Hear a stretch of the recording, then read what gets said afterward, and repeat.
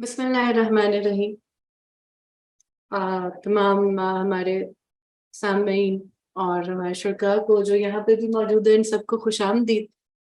آج ہماری نئی نشست ہے اردو ادب کے حوالے سے، اور اس میں کوشش یہ ہے کہ کلاسک جو ادب ہے اس کو کور کیا جائے۔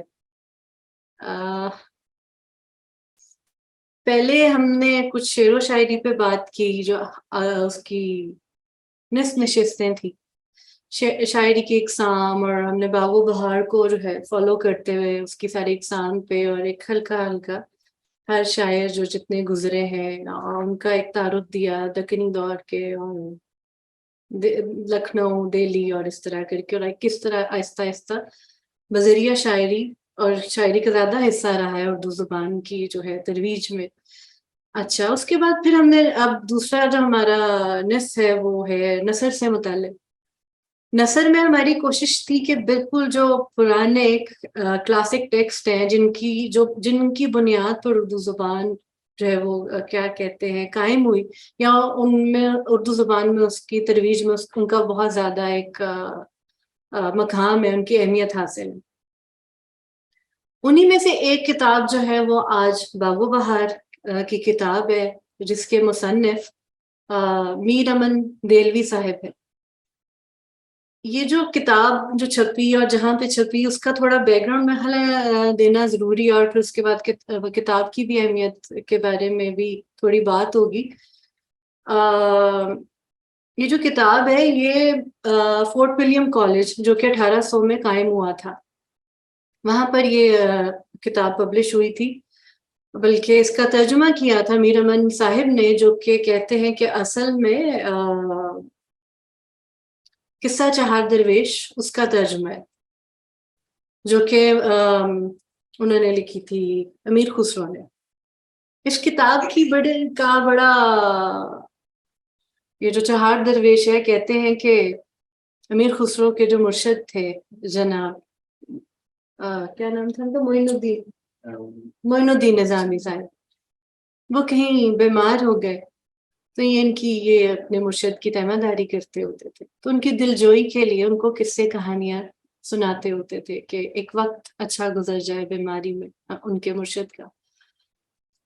تو پھر بعد میں یہ اس فارسی کی کتاب اس کے اوپر لکھی گئی، پھر اس کا ایک ترجمہ آیا، یعنی کہ باغ و بہار سے پہلے، جس کا نام تھا نو طرز مرصع۔ یہ میر حسن عطا تحسین صاحب نے کی تھی، مگر کہتے ہیں کہ بہت ہی دقیق قسم کی اس میں اردو تھی، اور بھاری بھرکم اس میں عربی کے الفاظ تھے، فارسی کے الفاظ تھے، کہ عام لوگوں کے لیے پڑھنے کے لیے بڑی دشواری کا باعث بن رہا تھا۔ تو پھر کہتے ہیں کہ فورٹ ولیم کالج کا جب قیام ہوا تو اس کالج کی ہسٹری کچھ یہ ہے کہ جب انگریز آیا، 1800 کا دور تھا، تو ان کو محسوس ہوا کہ زبان سیکھنے کے لیے، اور جب وہاں سے جب ملازمین آتے تھے انگریز یہاں پہ حکمرانی کے لیے، میرے خیال ہے ملازمت کے لیے، ہمارے لیے تو حکمران ہی تھے، تو خیر، تو انہوں نے کہا کہ ان کی کوئی تعلیم و تربیت ہونی چاہیے، اور اس میں ان کو زبان دانی جو ہے نا یہ سکھانی چاہیے۔ تو اس کے لیے فورٹ ولیم کالج کا قیام ہوا، اور یہاں پہ مترجمین جو ہے نا، اور منشی اور پنڈت، ہندی زبان کے لیے پنڈت ہائر کیے گئے، یہاں سے منشی کیے گئے، اور انہوں نے پھر اردو اور جو ہے مرٹھی زبان اور سنسکرت اور یہ فارسی اور یہ ساری زبانیں جو ہے نا، اس کا مین فوکس جو اس کا لینگویج تھا اور تعلیم و تربیت تھا۔ ان کے پاس جو گورے انگریز آتے تھے کہ ان کو سکھایا جائے کہ یہاں کی جو تہذیب ہے، ان کی زبان کیا ہے، اور کس طرح سے ہم یہاں کے لوگوں کو جانیں گے تو ان کے اوپر کیسے بہترین حکمرانی ہو سکتی ہے۔ تو خیر، یہ جان گلکرسٹ نے ہی ان کو کہا کہ اس کا ترجمہ کرو، اور ان کو خاص ہدایت کی میر امن دہلوی کو کہ اس کو انتہائی سلیس زبان میں اس کا ترجمہ کیا جائے، اور جیسے روزمرہ کی بولی ہوتی ہے، بول چال ہوتی ہے، اس کی زبان اختیار کی جائے۔ پھر اس کا یہاں پہ ایک اور بھی اس کی حیثیت ہے کہ انہوں نے کہا کہ روزمرہ کے جو محاورے عام بات چیت میں بولے جاتے ہیں اس کو اس میں جو ہے وہ ڈالا جائے، اور پھر یہ انگریزوں کو بھی پڑھائی گئی۔ پھر اس کا جو ترجمہ ہے باغ و بہار کا، وہ انگریزی میں بھی ترجمہ ہوا، پھر فرینچ میں بھی اس کتاب کا جو ہے ترجمہ ہوا۔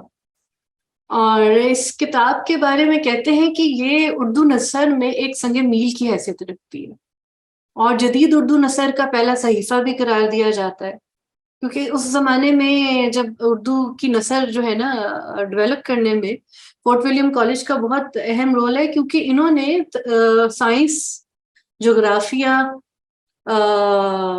اور جتنے بھی ریاضی اور یہ ساروں کی جو ہے نا اردو میں ترجمے جو ہے اس زمانے کے مطابق شائع کی، تو نثر اس سے پہلے زیادہ شعر و شاعری کا دور ہوتا تھا۔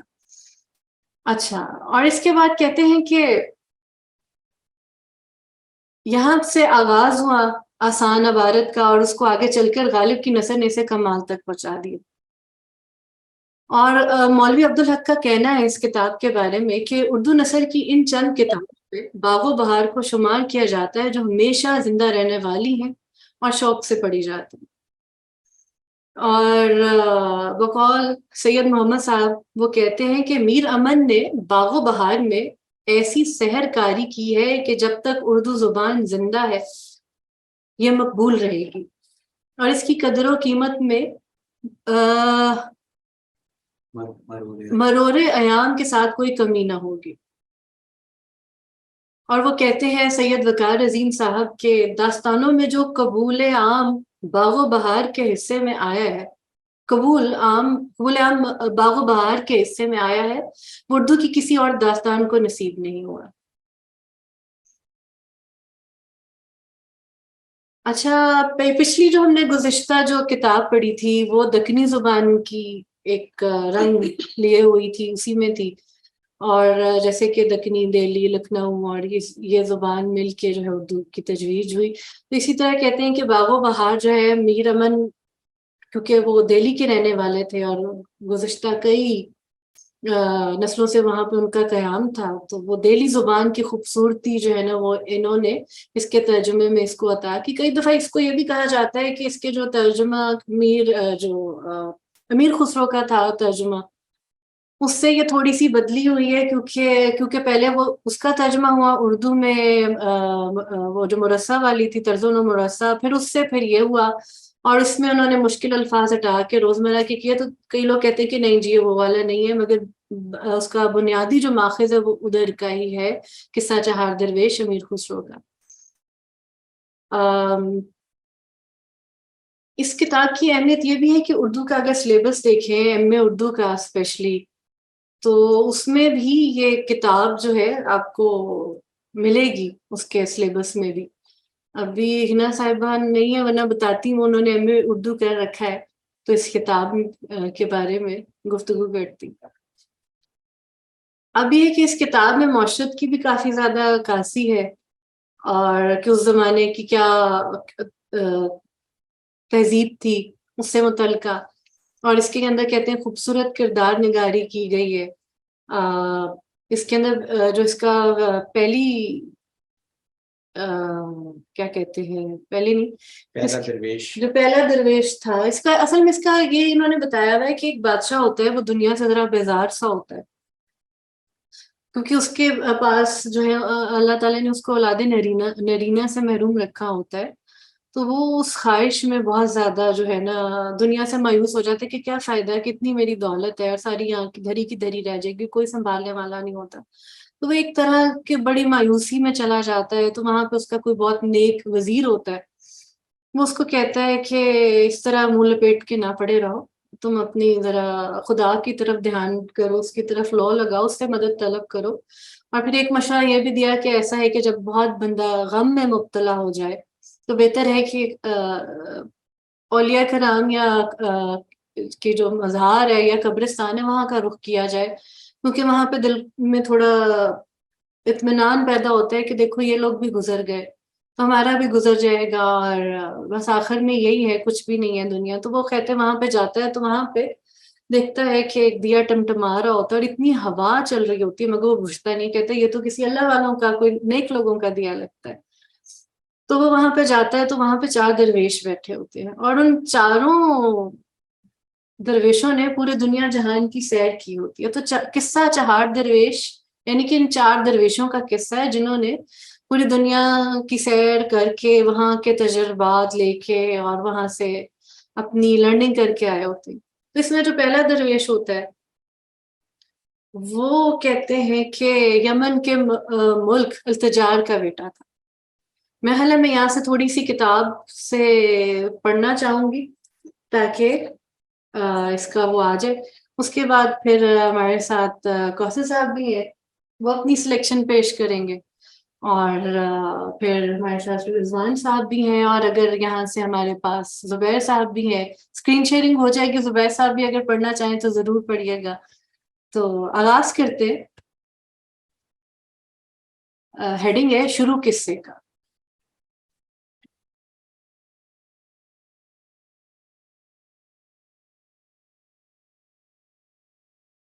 اب آغاز قصے کا کرتا ہوں, ذرا کان دھر کر سنو اور منصفی کرو. سیر میں 4 درویش کی یوں لکھا ہے, اور کہنے والے نے کہا ہے کہ آگے روم کے ملک میں کوئی شہنشاہ تھا کہ نوشیرواں کی سی عدالت اور حاتم کی سی سخاوت اس کی ذات میں تھی. اب یہاں پہ آپ یہ دیکھیں کہ کس طرح سے الفاظ کا چناؤ, محاور کا, کہ حاتم کی سی سخاوت, نوشیرواں کی سی عدالت, تلمیحات جو ہے کہ ایک پورا اپنا پوری تہذیب کا جو ہے وہ رنگ دکھاتے جا رہے ہیں اور بتاتے جا رہے ہیں کہ ہم کہاں جڑے ہوئے ہیں, اور ہماری تلمیحات ہماری کہاں اینکرنگ ہوئی ہوئی ہے. ہم اگر ذہن میں لے کے آتے ہیں انصاف, تو ہم کہاں سے سوچتے ہیں, اور ہمارے ذہن میں کیا بینچ مارک ہے, نوشرواں کا ہے. اور اگر ہم سخاوت کو سوچتے ہیں, ہم بڑے صغیر کے لوگ, عام لوکل لوگ, تو ہمارے ذہن میں حاتم طائی کی سخاوت آتی ہے. آگے لکھتے ہیں کہ نام اس کا آزاد بخت, اور شہر قسطنطنیہ جس کو استنبول کہتے ہیں, اس کا پائے تخت تھا, یعنی اس کا کیپٹل تھا. اس وقت میں رعیت آباد, خزانہ معمور, لشکر مرفع, غریب غربا آسودہ, ایسے چین سے گزران کرتے اور خوشی سے رہتے کہ ہر ایک کے گھر میں دن عید اور رات شب رات ہوتی. پھر وہی دیکھیں کہ ہمارے ہیپینس کا ہماری عید سے ہوتی ہے کہ روز جو ایک صبح صبح ایکسائٹیڈ ہو کے ہم اٹھتے ہیں, پورا دن ملنا جلنا اور ایک خوشی. انہوں نے ہیپینس کو کہا کہ ایسی گھر میں جیسے اتنے وہ لوگ خوش تھے کہ جیسے ان کے دن میں عید ہے, رات شب برات, اور ہم لوگوں کے یہاں رات کو شب برات کے ایک رت جگہ سا ہوتا ہے, اور حلوے بٹ رہے ہیں, نیازیں بٹ رہی ہیں, اور ایک عید سی ہوتی ہے, خوشی ہوتی ہے. آگے کہتے ہیں اور جتنے چور چکار جیب کترے صبح خیزے اٹھائی گیرے دغا باز تھے, سب کو نیست و نابود کر کے نام و نشان ان کا اپنے ملک میں ذرا بھر نہ رکھا تھا. یعنی کہ وہ یہ کہہ رہے ہیں کہ جتنے بھی یہ جتنے کیا کہتے ہیں کرائم پیشہ ہیں, وہ بھی بڑے سکون سے تھے, ان کو نکال ان کو نیست و نابود کر دیا تھا کہ یہ کام نہیں ہو رہا. ہو سکتا ہے کہ چلا عقل آ گئی ہو, یا ضرورت نہ کہ چوری چکاری کرنے کے لیے بھی کہتے ہیں نا کہ ایک عام طور پہ جو دیکھا جاتا ہے غربت ایک, اور نہ آسودگی اور اطمینان نہ ہو, تو وہاں پہ یہ چیزیں آتی ہیں. تو انہوں نے کہا کہ وہ ان چیزوں سے نیست و نابود ہو گئے تھے. ساری رات دروازے گھروں کے بند نہ ہوتے اور دکانیں بازار کی کھلی رہتی. کیا تہذیب کا انہوں نے نقشہ کھینچا ہے کہ راہی مسافر جنگل میدان میں سونا اچھالتے چلے جاتے تھے. کوئی نہ پوچھتا کہ تمہارے منہ میں کیا دانت ہیں اور کہاں جاتے ہیں, یعنی کہ یہ نہ پوچھتے کہ کیا تمہارا بزنس ہے, اور مطلب اپنے کام سے کام رکھتے تھے اور آگے گزرے جاتے تھے. اس بادشاہ کے عمل میں ہزاروں شہر تھے اور کئی سلطان نال بندی دیتے تھے. نال بندی مطلب ٹیکس تو کہا جائے گا, ہاں. تو وہ یہ کہہ رہے ہیں کہ بہت بڑی سلطنت تھی. انہوں نے کہا کہ جیسے ہزاروں شہر تھے, ایسی بڑی سلطنت پر ایک ساتھ اپنے دل کو خدا کی یاد اور بندگی سے غافل نہ کرتا. کہ وہ اکثر یہ آتا ہے نا کہ آسودگی آتی ہے تو خدا سے ذرا دل بندہ ایک اور ادھر ادھر کی ڈھونڈتا ہے, مگر وہ کہہ رہے ہیں کہ اتنی ان کے آسودگی کے باوجود بھی ان کا دل خدا سے جڑا ہوا تھا. جیسے وہ کہتے دست بکار, کیا کہتے دل کا کار, ہاتھ کام کی طرف اور دل خدا کی طرف. ویسے کیا کہتے دست بکار دل بیا, ہاں دست بکار دل بایا. تو وہ والا ان کا حال تھا. آرام دنیا کا جو چاہیے سب موجود تھا, لیکن فرزند کی زندگانی کا پھل ہے اس کی قسمت کے باغ میں نہ تھا۔ اس خاطر اکثر فکر مند رہتا اور پانچوں وقت کی نماز کے بعد اپنے کریم سے کہتا کہ اے اللہ، مجھ عاجز کو تو نے اپنی عنایت سے سب کچھ دیا، لیکن ایک اس اندھیرے گھر کا دیا نہ دیا۔ یہی ارمان جی میں باقی ہے کہ میرا نام لیوا اور پانی دیوا کوئی نہیں، اور تیرے خزانہ غیب میں سب کچھ موجود ہے۔ ایک بیٹا جیتا جاگتا مجھے دے تو میرا نام اور سلطنت کا نشان قائم رہے۔ اسی امید میں بادشاہ کی عمر 40 برس کی ہو گئی۔ ایک دن شیش محل میں نماز ادا کر کے وظیفہ پڑھ رہے تھے۔ وہ شیش محل یعنی کہ ایک عام ان کے لیے ہوتا تھا شیش محل، ایک بڑا محل میں ایک بڑا لگژریس قسم کا جو ہے محل، ان کے لیے کانسیپٹ تھا کہ یہ ہمارے پاس شیش محل جو ہے ایک یک بارگی آئینے کی طرح خیال جو کرتے ہیں، تو ایک سفید بال مونچھوں میں نظر آیا کہ مانت تارے مکیش اس کا کام کافی مشہور ہے، ماند تارے مکیش کے چمک رہا ہے۔ بادشاہ دیکھ کر آپ دیدہ ہوئے اور ٹھنڈی سانس بھری، پھر دل میں اپنی سوچ کیا یعنی کہ اس کی تھوڑی زبان دیکھے نا، وہ تھوڑی سی پرانی، کہ دل میں اپنے سوچ کیا، ہم کہتے ہیں دل میں سوچا، تو انہوں نے کہا انہوں نے پھر دل میں اپنے سوچ کیا کہ افسوس تو نے اتنی عمر ناحق برباد دی، ہم کہتے ہیں برباد کی، انہوں نے کہا برباد دی، اور اس دنیا کی حرص میں ایک عالم کو زیر و زبر کیا۔ عالم یعنی دنیا، ایک عالم دنیا۔ اب اتنا جو کمایا اب تیرے کس کام آوے گا؟ آخر یہ سارا مال اسباب کوئی دوسرا اڑاوے گا، تجھے تو پیغام موت کا آ چکا۔ اگر کوئی دن جیے بھی تو بدن کی طاقت کم ہوگی۔ اس سے یہ معلوم ہوتا ہے کہ میری تقدیر میں نہیں لکھا کہ وارث تخت کا پیدا ہو۔ آخر ایک دن مرنا ہے اور سب کچھ چھوڑ جانا ہے۔ اس سے یہی بہتر ہے کہ میں ہی اسے چھوڑ دوں اور باقی زندگی اپنے خالق کی یاد میں کاٹوں۔ اگر آپ پڑھنا چاہتے ہیں تو ہم پھر بعد میں پڑھ لیں گے، آپ پھر ادھر آ جائیں۔ آگے میں تو کوثر صاحب کو تھوڑی سی جلدی، اور کوثر صاحب کو دعوت دیتے ہیں کہ وہ پڑھے اپنا یہ جو آج کا انتخاب ہے۔ نہیں آپ پلیز بیٹھے آگے۔ السلام علیکم جی۔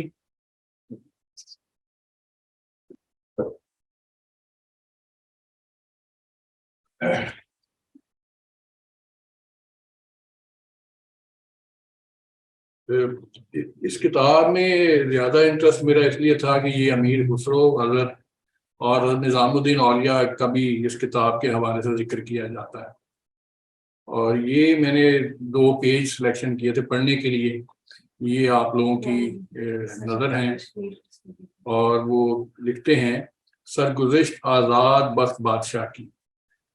جب دوسرا درویش بھی اپنی سیر کا قصہ کہہ چکا، رات آخر ہو گئی اور وقت صبح کا شروع ہونے پر آیا۔ بادشاہ آزاد بخت چپکا اپنے دولت خانے کی طرف روانہ ہوا۔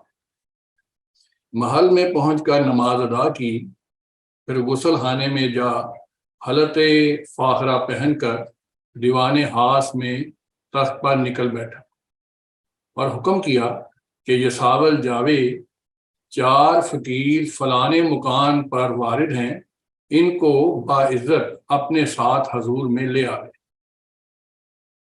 بے موجب حکم کے چوکدار وہاں گیا، دیکھا تو چاروں بے نوا جھاڑ جھٹکا کر ہاتھ منہ دھو کر چاہتے ہیں کہ دسا کریں اور اپنی اپنی راہ لیں۔ چیلے نے کہا، شاہ جی، بادشاہ نے چاروں صورتوں کو طلب فرمایا ہے، میرے ساتھ چلیے۔ چاروں درویش آپس میں ایک ایک کو تکنے لگے اور چوکدار سے کہا، بابا، ہم اپنے دل کے بادشاہ ہیں، ہمیں دنیا کے بادشاہ سے کیا کام؟ اس نے کہا، میاں، مذائقہ نہیں، اگر چلو تو اچھا ہے، اتنے میں چاروں کو یاد آیا کہ مولا مرتضیٰ علیہ السلام نے جو فرمایا تھا سو اب پیش آیا۔ خوشی ہوئی اور یہ ساول کے ہمراہ چلے۔ جب قلعے میں پہنچے اور روبرو بادشاہ کے گئے، چاروں قلندروں نے دعا دی کہ بابا تیرا بھلا ہو۔ بادشاہ دیوان ہاس میں جا بیٹھے اور 2-4 ہاس امیروں کو بلایا اور فرمایا کہ چاروں گدڑی پوشوں کو بلاؤ۔ جب وہاں گئے، حکم بیٹھنے کا کیا، احوال پرسی فرمائی کہ تمہارا کہاں سے آنا ہوا اور کہاں کا ارادہ ہے، مکان مرشدوں کے کہاں ہیں؟ انہوں نے کہا کہ بادشاہ کی عمر و دولت زیادہ رہے، ہم فقیر ہیں، ایک مدت سے اسی طرح سیر و سفر کرتے پھرتے ہیں، خانہ بدوش ہیں۔ وہ مثل ہے فقیر کو جہاں شام ہوئی وہیں گھر ہے، اور جو کچھ اس دنیا ناپائیدار میں دیکھا ہے کہاں تک بیان کریں۔ آزاد بخت نے بہت تسلی اور تشفی کی اور کھانے کو منگوا کر اپنے روبرو ناشتہ کروایا۔ جب فارغ ہوئے پھر فرمایا کہ اپنا ماجرا تمام بے کم و کاست مجھ سے کہو، جو مجھ سے تمہاری خدمت ہو سکے گی قصور نہ کروں گا۔ فقیروں نے جواب دیا کہ ہم پر جو کچھ بیتا ہے نہ ہمیں بیان کرنے کی طاقت ہے اور نہ بادشاہ کو سننے سے فرحت ہوگی، اس کو معاف کیجیے۔ تب بادشاہ نے تبسم کیا اور کہا، شب کو جہاں تم بستروں میں بیٹھے اپنا اپنا احوال کہہ رہے تھے وہاں میں بھی موجود تھا، چنانچہ 2 درویش کا احوال سن چکا ہوں اور اب چاہتا ہوں کہ دونوں جو باقی ہیں وہ بھی کہیں اور چند روز بے خاطر جمع میرے پاس رہیں کہ قدم درویشان رد بلا ہے۔ بادشاہ سے جب سنتے ہی مارے خوف کے کانپنے لگے اور سر نیچے کر کے چپ ہو رہے، طاقت گویائی کی نہ رہی۔ آزاد بخت نے جب دیکھا کہ اب ان میں مارے روب کے حواس نہیں رہے جو کچھ بولیں، فرمایا کہ اس جہاں میں کوئی شخص ایسا نہ ہوگا جس پر ایک نہ ایک واردات عجیب و غریب نہ ہوئی ہوگی۔ باوجود کہ میں بادشاہ ہوں لیکن میں نے بھی ایسا تماشا دیکھا ہے کہ پہلے میں ہی اس کا بیان کرتا ہوں۔ تم بے خاطر جمع سنو۔ درویشوں نے کہا، بادشاہ سلامت، آپ کا الطاف فقیروں کے حال پر ایسا ہے، ارشاد فرمائیے۔ آزاد بخت نے اپنا احوال شروع کیا اور کہا، اے شاہو، بادشاہ کا اب ماجرا سنو۔ جو کچھ کہ میں نے دیکھا ہے اور ہے سنو۔ کہتا ہوں میں فقیروں کی خدمت میں سر بے سر، احوال میرا خوب ترا دل لگا سنو۔ میرے قبلہ گاہ نے جب وفات پائی میں اس تخت پر بیٹھا، عین عالم شباب کا تھا اور سارا یہ ملک روم کا میرے حکم میں تھا۔ اتفاقاً 1 سال کوئی سوداگر بدخشاں سے ملک سے آیا اور اسباب تجارت کا بہت سا لایا۔ خبرداروں نے میرے حضور میں خبر کی کہ ایسا بڑا تاجر آج تک شہر میں نہیں آیا۔ میں نے اس کو طلب فرمایا۔ وہ تحفے ہر ایک ملک کے لائق میری نظر کے لے کر آیا۔ فی الواقعہ ہر ایک جنس بے بہا نظر آئی، چنانچہ ایک ڈبیا میں ایک لال تھا، نہایت خوش رنگ اور آبدار، قد و قامت درست اور وزن میں 5 مشکال تھا۔ میں نے باوجود سلطنت کے ایسا جواہر کبھی نہ دیکھا تھا اور نہ کسو سے سنا تھا۔ پسند کیا، سوداگر کو بہت سا انعام و اکرام دیا اور سند راہداری کے لکھ دی کہ اس سے ہماری تمام قلم رو میں کوئی مزاحم محصول کا نہ ہو اور جہاں جائے اس کو آرام سے رکھیں۔ چوکی پہرے میں حاضر رہیں، اس کا نقصان اپنا نقصان سمجھیں۔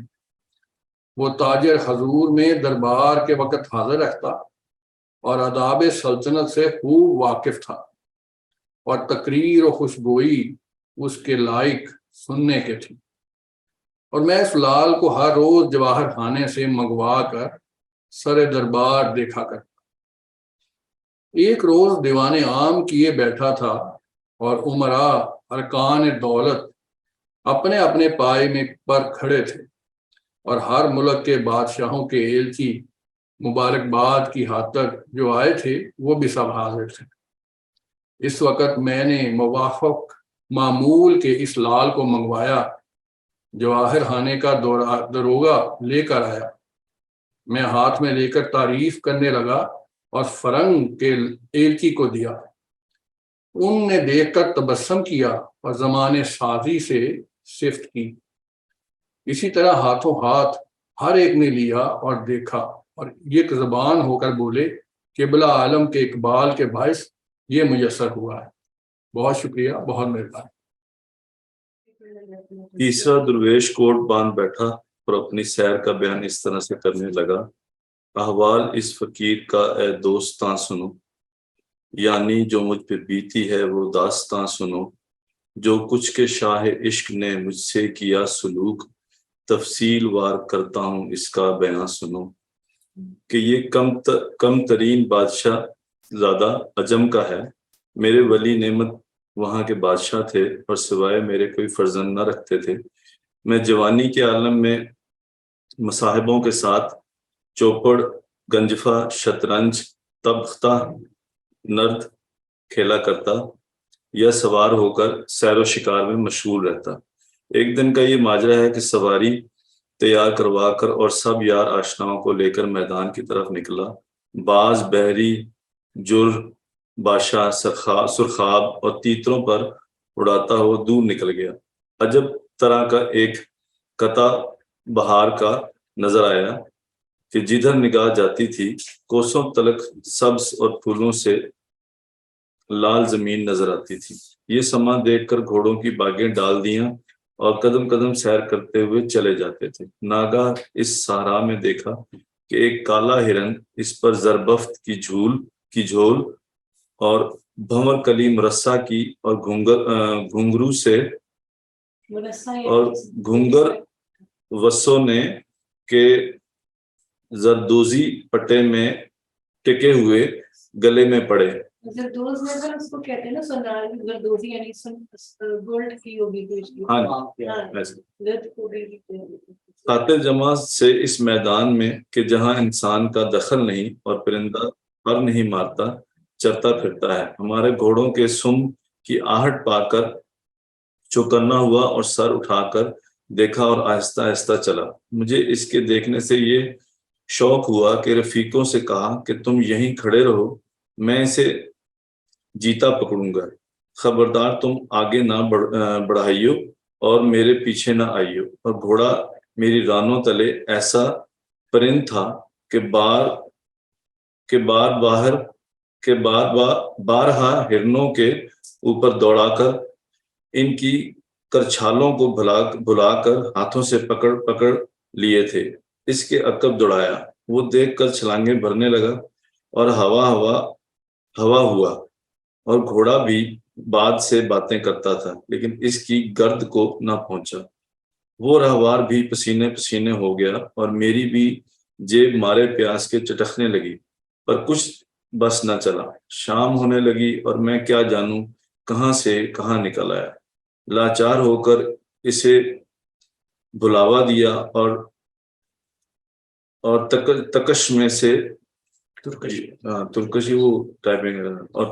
سے تیر نکال کر اور قربان سے کمان سنبھال کر چلے میں جوڑ کر کشش کان تلک لا کر ران کو اس کی طاق اللہ اکبر کہہ کر مارا۔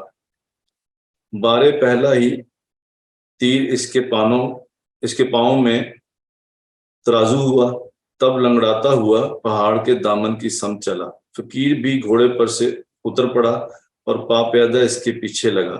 اس نے کو کا ارادہ کیا اور میں نے بھی اس کا ساتھ دیا۔ کئی اتار چڑھاؤ کے بعد ایک گنبد نظر آیا۔ جب پاس پہنچا ایک باغیچہ اور ایک چشمہ دیکھا۔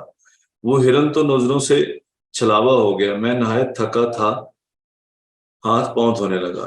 ایک بارگی آواز رونے کی اس برج کے اندر سے میرے کان میں آئی، جیسے کوئی کہتا ہے کہ اے بچے، جس نے تجھے تیر مارا، میری آہ کا تیر اس کے کلیجے میں لگی ہو، وہ اپنی جوانی سے پھل نہ پاوے اور خدا اس کو میرا سا دکھیا بناوے۔ میں یہ سن کر وہاں گیا، دیکھا تو ایک بزرگ ریش سفید اچھی پوشاک پہنے ایک مسند پر بیٹھا ہے اور ہرن آگے لیٹا ہے۔ اس کی جانگ سے یہ تیر کھینچتا ہے اور بد دعا دیتا ہے۔ میں نے سلام کیا اور ہاتھ جوڑ کر کہا کہ حضرت سلامت، یہ تقصیر نادانستہ اس غلام سے ہوئی، میں یہ نہ جانتا تھا، خدا کے واسطے معاف کرو۔ بولا کہ بے زبان کو تو نے ستایا ہے، اگر انجان یہ حرکت تجھ سے ہوئی، اللہ معاف کرے گا۔ میں پاس جا بیٹھا، تیر نکالنے میں شریک ہوا، بڑی دقت سے تیر کو نکالا اور زخم میں مرہم بھر کر چھوڑ دیا۔ پھر ہاتھ دھو دھا کر اس پیر مرد نے کچھ حاضری جو اس وقت موجود تھی مجھے کھلائی۔ میں نے کھا پی کر ایک چارپائی پر لمبی تانی، ماندگی کے سبب خوب پیٹ بھر کر سویا۔ اس نیند میں آواز نوحہ زاری کی کان میں آئی۔ آنکھیں مل کر جو دیکھتا ہوں تو اس مکان میں نہ وہ بوڑھا ہے نہ کوئی اور ہے، اکیلا میں پلنگ پر لیٹا ہوں اور وہ دالان خالی پڑا ہے۔ چاروں طرف بھیانک ہو کر دیکھنے لگا۔ ایک کونے میں پردہ پڑا نظر آیا، وہاں جا کر اسے اٹھایا، دیکھا تو ایک تخت بچھا ہے اور اس پر ایک پری زاد عورت، برس 14 ایک کی، مہتاب کی سی صورت اور زلفیں دونوں طرف چھوڑی ہوئی، ہنستا چہرہ، فرنگی لباس پہنے ہوئے عجب ادا سے دیکھتی ہے اور بیٹھی ہے، اور وہ بزرگ اپنا سر اس کے پاؤں پر دھرے بے اختیار رو رہا ہے اور ہوش و حواس کھو رہا ہے۔ میں اس پیر مرد کا یہ احوال اور اس نازنین کا حسن و جمال دیکھ کر مرجھا گیا اور مردے کی طرح بے جان ہو کر گر پڑا۔ وہ مرد بزرگ یہ میرا حال دیکھ کر شیشہ گلاب کا لے آیا اور مجھ پر چھڑکنے لگا۔ جب میں جیتا اٹھ کر اس معشوق کے مقابل جا کر سلام کیا، اس نے ہرگز نہ ہاتھ اٹھایا اور نہ ہونٹ ہلایا۔ میں نے کہا، اے گلبدن، اتنا غرور کرنا اور جواب سلام کا نہ دینا کس مذہب میں درست ہے؟ کم بولنا ادا ہے ہر چند پر نہ اتنا، مند جائی یہ چشم عاشق تو بھی وہ منہ نہ کھولے۔ تو بات ہی ہو رہی تھی کہ آپ نے یہ دیکھا کہ تھوڑا سا اس کے اندر جو ہے رنگ تھا پرانی زبان کا بھی، اور تھوڑا آپ نے یہ بھی غور کیا ہوگا کہ گرامر کے بارے میں انہوں نے اتنے وہ نہیں تھے، کیا کہتے پرٹیکولر نہیں تھے، کیونکہ اس میں یہاں اس کی جو ایک اصل میں جو کتاب ملتی ہے نا، آپ اگر یہ دیکھیے گا کہ یہ اتنے اس کے نوٹس ہیں اور آدھی اس کی کتاب ہے، یعنی کہ اس کے نوٹس اس کتاب پہ زیادہ ہے، اور جو انہوں نے یعنی کہ یہ ترقی ادب نے جو چھاپی ہوئی ہے یہ کتاب، تو اس کی اتنی مطلب کہ ایک جملے میں اور ایک لفظ میں اتنی اس کے اندر گہرائی ہے اور چیزیں ہیں۔ تو ایک اس میں سے بات یہ بھی ہے کہ کیونکہ روزمرہ بول چال میں تھا تو اس میں گرامر کا اتنا نہیں دھیان دیا جاتا، تو اب جس طرح میں اور بھی بات کر رہی ہوں تو اکثر میرے سے گرامر کا اتنا زیادہ جو ہے دھیان نہیں ہے، توجہ نہیں ہے، تو وہ یہ بول چال کا ایک کر کے نا، کہ کیونکہ اصل میں بنیادی طور پہ جو قصہ گوئی ہے نا، یہ تو داستان گوئی ہے، یہ تو ایک اورل ٹریڈیشن ہے نا کہ بول کے بتائی جاتی تھی۔ یہ تو کتابیں تو بعد میں آئی ہیں، پہلے یا تو مخطوطے ہوتے تھے وہ ہاتھ سے لکھے، وہ بھی بہت کم ہوتے تھے، اور اس کے بعد پھر پرنٹنگ میں آئے ہیں، تو وہ بھی کتابیں بہت دیر بعد آئی ہیں پرنٹنگ پریس یہاں پہ۔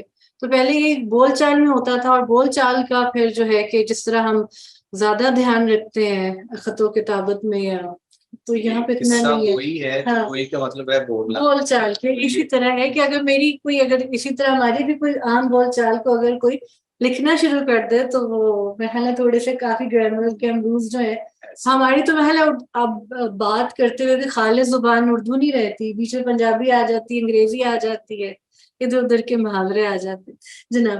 آخری جو بھٹی صاحب بھی تشریف لائے ہیں، دیر آئے مجھے درست آئے. اب ہمارے پاس 4 درویش تھے، ہم نے کہا کہ انہوں نے اپنی اپنی کہانیاں سنائی ہیں. اب آخری درویش ہیں، چوتھے درویش، ان کی سیر، ان کا تھوڑا سا آغاز کے 1-2 صفحے جو ہے سہیل صاحب ہمیں پڑھ کے سنائیں گے. جی سہیل صاحب. چوتھے درویش کی سیر. چوتھا فقیر اپنی سیر کی حقیقت رو رو کر اس طرح دہرانے لگا، قصہ ہماری بے سرو پائی کا اب سنو، رک اپنا دھیان رکھ کے میرا حال سب سنو، کس واسطے میں آیا ہوں یہاں تک تباہ ہوں، سارا بیان کرتا ہوں اس کا سبب سن. اچھا یہ دیکھیں اسلوب کی ہیڈنگ ہے، ہیڈنگ کے بعد ایک شعر. جی یہ طرز تھی ایک پرانی کے شعر سے آغاز کرنا اگلے چیپٹر کا. تیسرے کا بھی رباعی سے رباعی سے، اور اس کا بھی جو ہے ایک شعر سے رباعی سے آغاز ہے. یا مرشد اللہ ذرا متوجہ ہو، یہ فقیر جو اس حالت میں گرفتار ہے چین کے بادشاہ کا بیٹا ہے. ناز و نعمت سے پرورش پائی اور بخوبی تربیت پائی نہیں تربیت ہوا. زمانے کے بھلے برے سے کچھ واقف نہ تھا، جانتا تھا کہ یوں ہی ہمیشہ نبھے گی. عین بے فکری میں یہ حادثہ روبے کار ہوا کہ قبلہ عالم جو والد اس یتیم کے تھے، انہوں نے رحلت فرمائی. جاں کندنی کے وقت اپنے چھوٹے بھائی کو جو میرے چچا ہیں بلایا اور فرمایا کہ ہم نے تو سب مال ملک چھوڑ کر ارادہ کوچ کا کیا، لیکن یہ وصیت میری تم بجا لائیو اور بزرگی کا کام فرمائیو. جب تک شہزادہ جو مالک اس تخت و چھتر کا ہے جوان ہو اور شعور سنبھالے اور اپنا گھر دیکھے بھالے، تم اس کی نیابت کیجیو اور سپاہ اور رعیت کو خراب نہ ہونے دیجیے. جب وہ بالغ ہو اس کو سب کچھ سمجھا بجھا کر تخت حوالے کرنا، اور روشن اختر جو تمہاری بیٹی ہے اس سے شادی کر کے تم سلطنت سے کنارہ پکڑنا. اس سلوک سے بادشاہت ہمارے خاندان میں قائم رہے گی، کچھ خلل نہ آئے گا. یہ کہہ کر آپ تو جہاں بحق تسلیم ہوئے، چچا بادشاہ ہوا اور بندوبست ملک کا کرنے لگا. مجھے حکم کیا کہ زنانے محل میں رہا کرے، جب تک جوان نہ ہو باہر نہ نکلے. یہ فقیر 14 برس کی عمر تک بیگمات اور خواصوں میں پلا کیا اور کھیلا کودا کیا. چچا کی بیٹی سے شادی کی خبر سن کر شاد تھا اور اس امید پر بے فکر رہتا اور دل میں کہتا کہ اب کوئی دن بھی بادشاہت بھی ہاتھ لگے گی اور قد خدائی بھی ہوگی. دنیا بامید قائم ہے. ایک حبشی مبارک نام کے والد مرحوم کی خدمت میں تربیت ہوا تھا اور اس کا بڑا اعتبار تھا اور صاحب شعور اور نمک حلال تھا. میں اکثر اس کے نزدیک جا بیٹھتا. وہ بھی مجھے بہت پیار کرتا اور میری جوانی دیکھ کر خوش ہوتا اور کہتا الحمدللہ اے شہزادے، اب تم جوان ہوئے، انشاءاللہ تعالی ان قریب تمہارا امو ذل سبحانی کی نصیحت پر عمل کرے گا. امو چچا کو ہے، اپنی بیٹی اور تمہارے والد کا تخت تمہیں دے گا. ایک روز یہ اتفاق ہوا کہ ایک ادنا سہیلی نے بے گناہ میرے تئیں ایسا تمانچہ کھینچ کر مارا کہ میرے گال پر 5 انگلیوں کا نشان آ کھڑا ہوا. میں روتا ہوا مبارک کے پاس گیا. ان نے مجھے گلے سے لگا لیا اور آنسو آستین سے پوچھے اور کہا کہ چلو آج تمہیں بادشاہ پاس لے چلو، شاید دیکھ کر مہربان ہو اور لائق سمجھ کر تمہارا حق تمہیں دے. اسی وقت چچا کے حضور میں لے گیا.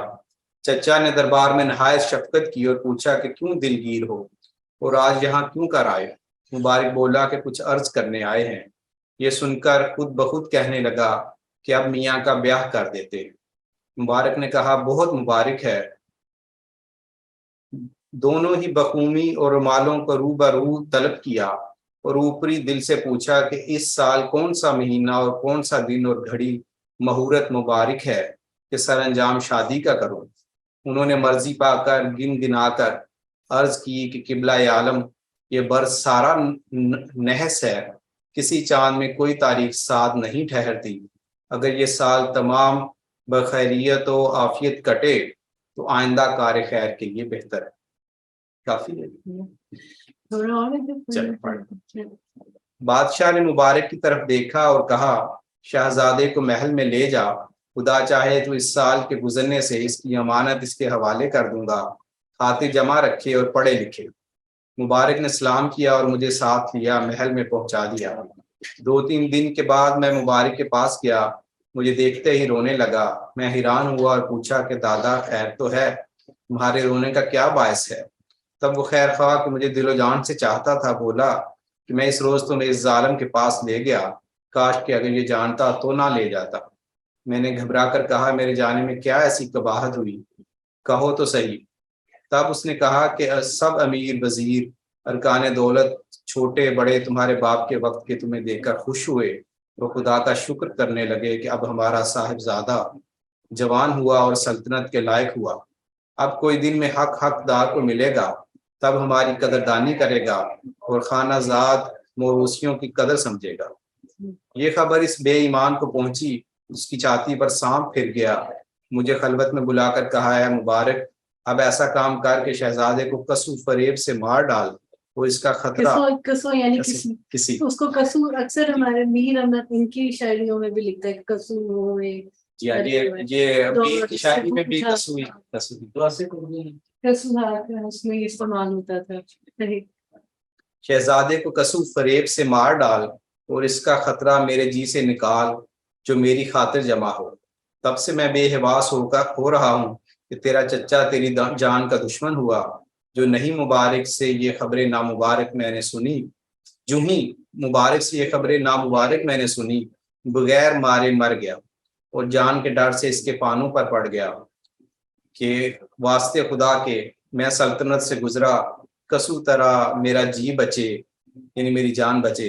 اس غلام بے وفا نے میرا سر اٹھا کر چھاتی سے لگا لیا اور جواب دیا کہ کچھ خطرہ نہیں، ایک تدبیر مجھے سوجی ہے، اگر راست آئی تو کچھ پرواہ نہیں، زندگی ہے تو سب کچھ ہے، اغلب ہے کہ اس فکر سے تیری جان بھی بچے اور اپنے مطلب سے کامیاب ہو۔ یہ بھروسہ دے کر مجھے ساتھ لے کر اس جگہ جہاں بادشاہ مغفور یعنی والد اس فقیر کے سوتے بیٹھے تھے گیا اور میری بہت خاطر جمع کی۔ وہاں ایک کرسی بچھی تھی، ایک طرف مجھے کہا اور ایک طرف آپ پکڑ کر صندلی کو سرکایا اور کرسی کے تلے کا فرش اٹھایا اور زمین کو کھودنے لگا۔ صندلی کیا ہوئی؟ صندلی لکڑی کا جو ہاں صندلی جو ہے، ٹھیک ہے صحیح ہے۔ ایک بار کرسی کو کہتے ہیں پکڑ کر سرکایا، ایک طرف صندلی کو، صحیح کہہ رہی ہے، صندلی اور آگے کرسی بھی لکھا ہے، صندلی کو سرکایا اور کرسی کے تلے کا فرش اٹھایا۔ اچھا، اور صندلی شاید کوئی اور چیز ہو جو ہے، کیونکہ کرسی کا لفظ انہوں نے علیحدہ استعمال کیا ہے۔ صندلی اصل میں ایک ہم نے ایک زمانے میں پڑھا تھا، یہ نارتھ میں استعمال ہوتی ہے، یہ میز، چھوٹی سی میز ہوتی ہے، یہ ٹیبل چیئر، ایگزیکٹلی یہی کمبینیشن بنتا ہے۔ جی میز ہے سوری، ٹھیک ہے جی۔ صندلی کو سرکایا اور کرسی کے تلے کا فرش اٹھایا اور زمین کو کھودنے لگا۔ ایک بار کی ایک کھڑکی نمود ہوئی کہ زنجیر اور کفل اس میں لگا ہے، مجھے بلایا۔ میں اپنے دل میں مقرر یہ سمجھا کہ میرے ذبح کرنے اور گاڑ دینے کو یہ گڑھا اس نے کھودا ہے۔ موت آنکھوں کے آگے پھر گئی، لاچار چپکے چپکے کلمہ پڑھتا ہوا نزدیک گیا۔ دیکھتا ہوں تو اس دریچے کے اندر عمارت ہے اور 4 مکان ہیں، ہر ایک دالان میں 10-10 خمیں سونے کی زنجیروں میں جکڑی ہوئی لٹکتی ہیں اور ہر ایک گولی کے منہ پر ایک سونے کی اینٹ اور ایک بندر جڑاؤ کا بنا ہوا بیٹھا ہے۔ 39 گولیاں چاروں مکان میں گنی، گولیاں پتہ نہیں کیا۔ یہ اچھا ہے کہ یہ جو بھی میں اس کا لنک شیئر کروں، انہوں نے ترجمہ دیا ہوا ہے ہر لفظ کا نا، مشکل اس میں نہیں ہے اتنا۔ ایک یہ ابھی دہلی کا ہے، اس کا لنک میں پوسٹ کروں گی۔ یہاں بھی ہے ہاں، انہوں نے نمبرنگ کی ہوئی ہے کہ 1 2 3 4 5 6 7 8، اس میں زیادہ آسانی، میں انشاءاللہ اس کے اس سیشن کے بعد اس کا لنک شیئر کرتی ہوں۔ پہلے بھی کیا تھا مگر جو نئے جوائن کرنے والے ان کے لیے دوبارہ کرتی ہوں۔ گولی مٹکے گولی مٹکے کہتے ہیں، ہاں اچھا۔ اور ہر ایک گولی کے منہ پر ایک سونے کی اینٹ اور ایک بندر جڑاؤ کا بنا ہوا بیٹھا ہے۔ 39 گولیاں چاروں مکان میں گنی اور ایک خم کو دیکھا کہ مٹکے وہ کہتے ہیں جی، خم کو دیکھا کہ منہ ہاں منہ اشرفیاں بھری ہوئی ہیں. ہاں، وہ میرا خیال ہے وہ جار جار کو کہتے ہیں. جار شاید کہہ سکتے ہیں. اشرفیاں بھری ہوئی ہیں. اس پر نہ میمو ہے نہ خشت ہے. خشت تو اینٹ کو کہتے ہیں, ہاں، میمو پتہ نہیں کیا ہے. دلی تو ہے نا سنگو خش تو ہوگا پتہ نہیں. اور ایک حوض جواہر سے لبالب بھرا ہوا دیکھا.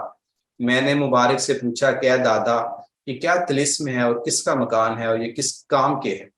بولا کہ یہ بوزنے جو دیکھتے ہو ان کا یہ ماجرا ہے. بوزنے میرا خیال ہے وہ پست قد ہاں، ہیں. اچھا. ان کا یہ ماجرا ہے کہ تمہارے باپ نے جوانی کے وقت سے ملک صادق جو بادشاہ جنوں کا ہے اس کے ساتھ دوستی اور آمد و رفت پیدا کی تھی. چنانچہ ہر سال میں ایک دفعہ کئی طرح کی تحفہ خوشبوئیں اور اس ملک کی سوغاتیں لے جاتے اور ایک مہینے کے قریب اس کی خدمت میں رہتے. جب رخصت ہوتے تو ملک صادق ایک بندر زمرد کا دیتا. اچھا. ہمارا بادشاہ اسے لا کر اس تہ خانے میں رکھتا. اس بات سے سوائے میرے کوئی دوسرا مطلع نہ تھا. بہت جی بہت یہ دلچسپ لگتی ہے آگے. ہاں بس یہی تھا کہ تھوڑا سا ٹیزر دیں آپ لوگ پڑھیں یا شاید ہم اس کے اوپر دوبارہ سیشنز اگلی کوئی شروع کرنا چاہے. تو اب اس کا زبیر صاحب آر یو دیئر, ایک اس کا آخر جو ہے نا وہ میں چاہتی ہوں اگر آپ, میں اسکرین شیئر کرتی ہوں, اس کا اینڈ اگر آپ ریڈ آؤٹ کرنا چاہیں. جی ضرور.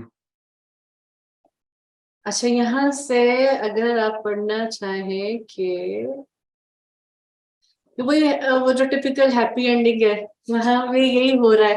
تو زبیر صاحب یہ الہی اگر یہاں جی. سے اگر آپ پڑھنا چاہیں. الہی جس طرح یہ چاروں درویش اور پانچواں بادشاہ آزاد بخت اپنی مراد کو پہنچے, اسی طرح ہر ایک نامراد کا مقصد دلی اپنے کرم اور فضل سے برلا. بے طفیل پنج تن پاک دوز دے امام چہار دے معصوم علیہم الصلاۃ والسلام کہ آمین یا الہ العالمین. یہ اس میں زبر کیوں آیا ہے؟ الہ العالمین ہونا چاہیے یا الہ العالمین یا اچھا نہیں زبر ہی ہونا چاہیے کیونکہ یا اس سے پہلے, تو یا الہ العالمین. اچھا یہ دیکھیں یہ چار درویش تھے اور بادشاہ تھا جو اپنی سیر کے لیے نکلا تھا, اپنی دکھ کے مارے نکلا تھا اپنی مراد کے لیے. تو اور یہ آپ نے کوئی تھیم نوٹس کیا کہ چاروں درویشوں میں کہ ساروں نے دنیا کی مار کھا کے جو سیکھے ہیں اور اچھے خاصے اپنے ان کے حالات ہوتے تھے, پھر قدرت نے ان کو ایک طرح سے ایک اور انہوں نے جو حقیقت نہیں دیکھی تھی ان حقیقت سے آشنا کیا, اور پھر جو ہے دنیا سے تھوڑا بیزار ہو کے انہوں نے کسی اور حقیقت کو جانا, اور پھر جب انہوں نے سب کچھ وہ کہتے ہیں نا تیاگ دیا دے دیا تو پھر ان کی مراد جو ہے وہ پوری ہوئی. تو یہاں قصے کا ایک جو پیٹرن ہے نا وہ اس میں پورا ہوتا ہے. ایک عام آدمی ہے یا وہ پھر اسے ایک ٹرائل سے گزرنا پڑتا ہے. ٹرانسفارمیشن کی محل چالوں کی کہانی ہے, ٹرانسفارمیشن, اور پھر بادشاہ کی بھی ٹرانسفارمیشن ہے کہ کس طرح مایوسی سے اس نے کیسے سیکھا کہ میں نے اپنی مراد کیسے لانی, کیا کون کون سے میں نے چینل استعمال کرنے ہیں خدا سے یا جو بھی ہے. اور یہ ظاہری بات ہے میر خسرو نے قصہ چہار درویش کا ترجمہ کیا گیا ترجمہ ہے, تو بنیادی مقصد اس کا تعلیم و تربیت ہی تھا, اور ان بادشاہ کے ذریعے ان چار درویش. اور آپ یہ دیکھیں یہاں پر ایک زبیر صاحب آپ وزڈم کے اسٹوڈنٹ, آپ نے کوئی چیز غور کی کہ چار درویش اور پانچواں بادشاہ پنجتن کا ذکر. جی سمبلزم یہاں پہ جو ہے پوری طرح سے استعمال ہوا ہے.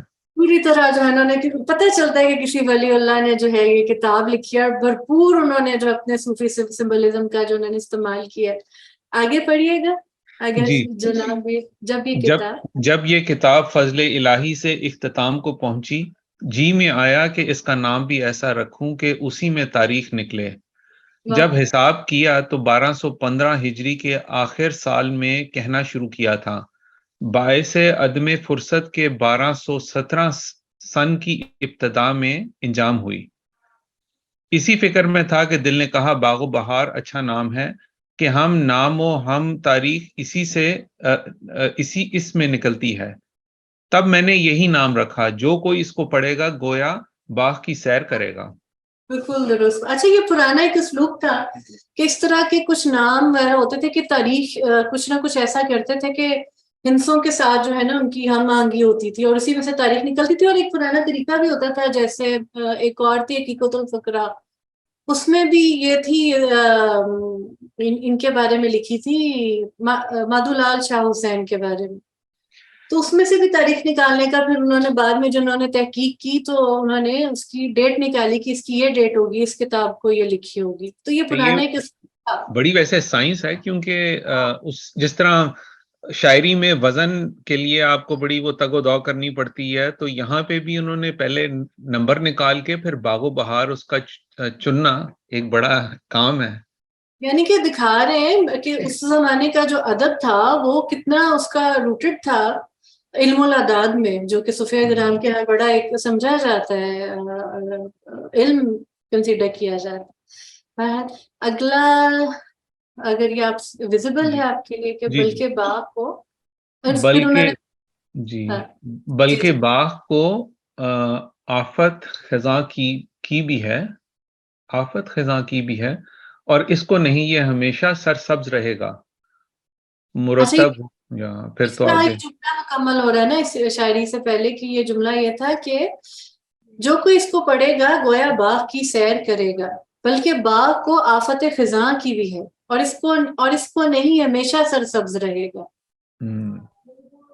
آگے پڑھتے ہیں.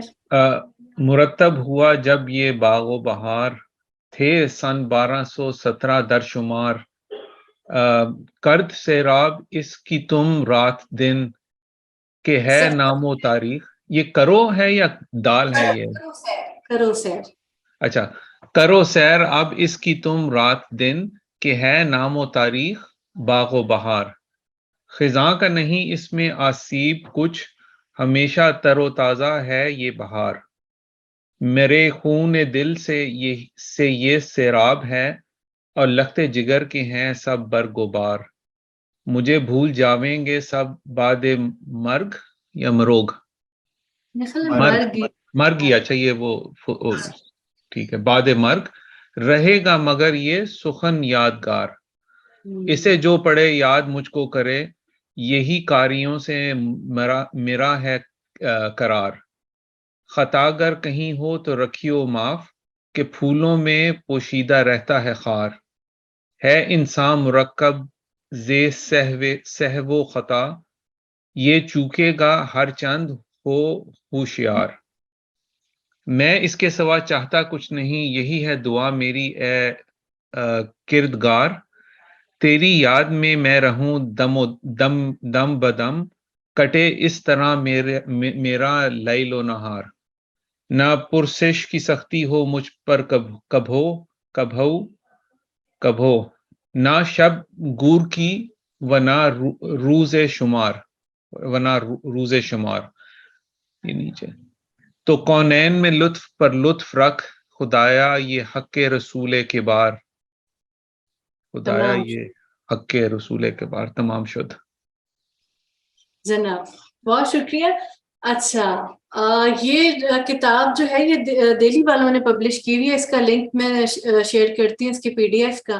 اس کا یہ ہے کہ آپ نے دیکھا ہوگا کہ زیر زبر کا دھیان رکھا ہے, جو کہ آج کل جو پرنٹنگ ہوتی ہے اس میں زیر زبر بالکل ہی اڑا کے رکھ دیا گیا ہے.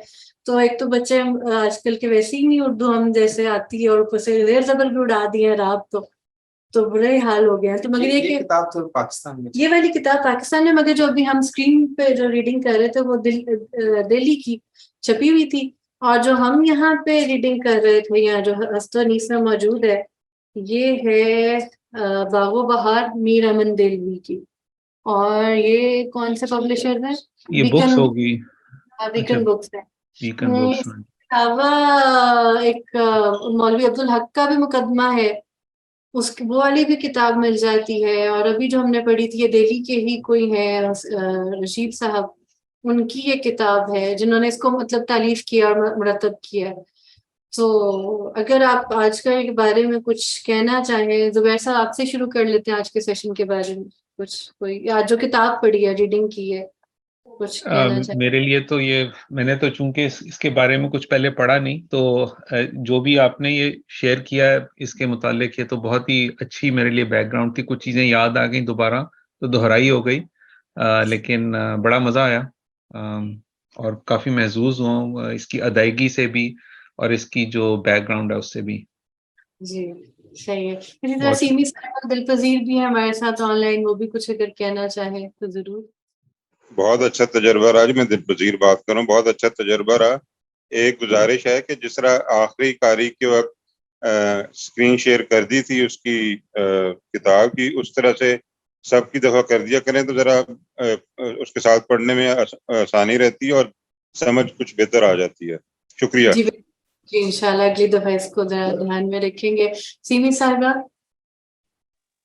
ہاں جی, میں نے بیچ میں سے جوائن کیا تھا اور میں اس کو کچھ دیر پہلے تھوڑا سا اسی طرح پڑھا تھا تو اچھا لگا, کیونکہ یہ زبان کا ایک نیا رنگ جس سے ہم آشنا ہو رہے ہیں, ہے تو پرانا لیکن اس وقت کی زبان کے ساتھ ہماری زبان کی جو مماثلت ہے اور رچاؤ ہے اس سے اچھا لگا بات. شکریہ. رضوان صاحب ہمارے اگر کچھ کہنا چاہیں. جی بہت ساری اس میں چیزیں ہیں. جس طرح ایک چیز اس میں ہے کہ نثر اور شاعری میں خط کچھ اتنی زیادہ واضح نہیں ہے. مطلب نثر پڑھیں تو اس میں شاعری کا بھی کچھ لطف آ رہا ہوتا ہے, کیونکہ فکرے اس طرح سے لکھے ہوئے ہیں کہ جیسے باوزن ہوتے ہیں. تو یہ ایک بڑی اس میں اچھی چیز ہے. اس سے کہ جو عناصر ہیں وہ بھی اس میں بالکل وہ سارے. یہ آپ بالکل صحیح کہہ رہے ہیں. نثر کی اقسام جو ہم نے پڑھی تھی کہ اس کو یہ مکفہ ان کو کہتے ہیں. نثر جو ہے کہ ہم وزن کے جس طرح ہم شاعری میں دھیان رکھتے ہیں تو یہ جو پرانے نثر نویس تھے یہ لوگ اس میں نثر میں بھی وزن کا دھیان رکھتے تھے. اس کو مسجع بھی کہا جاتا ہے, مگر آج کل ذرا ان کو یوتھ سے ذرا ہم تھوڑے آزاد ہو گیا, نظم بھی آزاد ہو گئی ہے, نثر بھی آزاد ہو گئی ہے, تو شاعری بھی وزن سے گر گئی ہے تو نثر بھی جو ہے تو دور کی بات ہے. ہمارے ساتھ معروف صاحب ہیں, انہوں نے بھی آج حصہ ڈالا ہے اپنا. اگر معروف صاحب کچھ کہنا چاہے تو.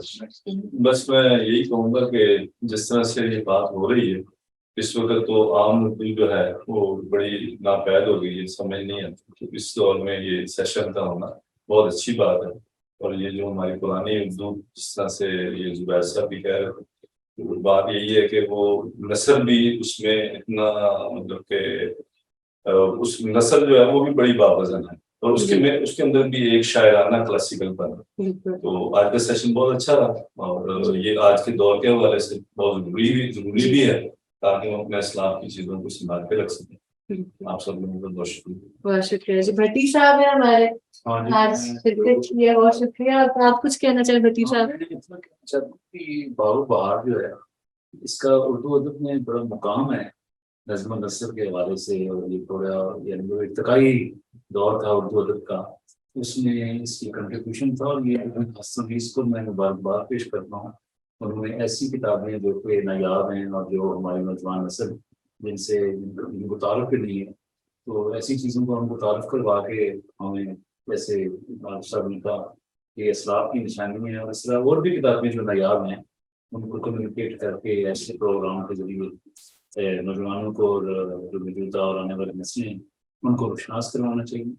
اور بڑا اچھا یہ لگا ایک پرانی کتاب کا یا ایک ادب پارے کا اس طرح تعارف ہو رہا ہے اور ہوتے رہنا چاہیے. اچھا بہت شکریہ. بھٹی صاحب آپ کے ساتھ نام اپنا بتائیے. میرا نام شمشاد ملی ہے. میں ریسنٹلی میری اپوائنٹمنٹ ہوئی ہے اسسٹنٹ پنجاب گریجویٹ ذریعے آفس میں. تو میرے لیے یہ ایک کیونکہ میں مظفرآباد سے تعلق رکھتا ہوں گجرات سے. فرسٹ ٹائم میں یہاں پہ آیا, لیکن وہاں پہ میرا ایکسپیرینس تھا. وہاں پہ ایک سچ سنگ کے نام سے ایک پنجابی ادب کے فروغ کے لیے لائرز اور ڈاکٹرز اور مختلف مقبلہ فکر کے جو لوگ تھے انہوں نے وہاں پہ پنجابی ادب کو زندہ رکھنے کے لیے گجرات کے اندر سچ سنگ کے نام سے تنظیم بنائی ہے, جس میں وہ بڑی ایفرٹ کرتے ہیں کہ جو پرانا پنجابی ادب ہے اس کو زندہ رکھیں.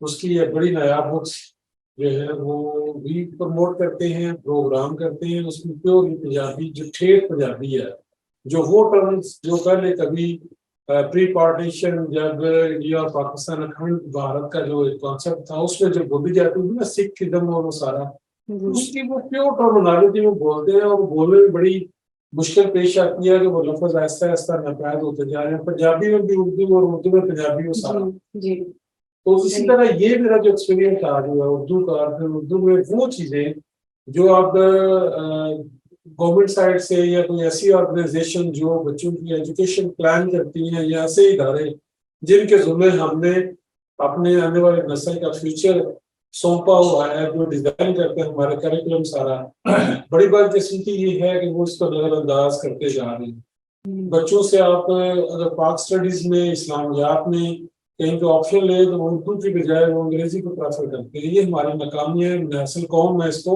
اپنی ایک ناکامی گردانتا ہوں. لیکن جیسے آپ جیسے لوگ جو اس میں اپنا کردار ادا کر رہے ہیں سوسائٹی کے لیے، اور میں سمجھتا ہوں کہ یہ بہت اچھی کاوش ہے. اور میں جب تک لاہور میں ہوں بھٹی صاحب کے ساتھ میں ریگولر وزٹر بھی رہوں گا، اور جس حد تک اس کو پروموٹ کر سکے، لوگوں کو انوائٹ کر سکے، لوگوں کو آپ کے ساتھ جوڑنے میں جو ہمارا کردار ہوگا وہ انشاءاللہ ہم ادا کریں گے. بہت اچھے تلفظ کے ساتھ ہم نے تحریر پڑھی، اور جو زبیر صاحب نے جس انداز میں وہ منظوم انداز تھا اس کو جس طرح سے ہم نے لیا تو یہ مجھے بہت اچھا لگا. اور بڑا ایک ایسا احساس ہوا ہے، ایٹماسفیئر آپ کا ایسا ہے کہ جو بالکل ایک قدامت پرستی اور ایک موس میں لے کے جاتا ہے انسان کو. تو میں بے حد مشکور ہوں بھٹی صاحب کا، جنہوں نے ہم ویسے نکلے تھے آؤٹنگ کے لیے، لیکن انہوں نے کہا کہ ہم آپ کو ایک ایسی جگہ وزٹ کراتے ہیں جہاں پہ بڑی ایک سنجیدہ کوشش جاری ہے، اور آج ایک پروگرام ہے اردو ادب کے حوالے سے. تو میں انشاءاللہ مستقل جب تک ہوں آتا بھی رہوں گا، اور میں آپ لوگوں کے لیے دعا گو ہوں. اللہ تعالیٰ آپ کو استقامت دے اور آپ یہ سلسلہ جاری رکھیں، اور ہم بھی کوشش کریں گے کہ تھوڑا بہت اپنا جو بھی کنٹریبیوشن ہوتا ہے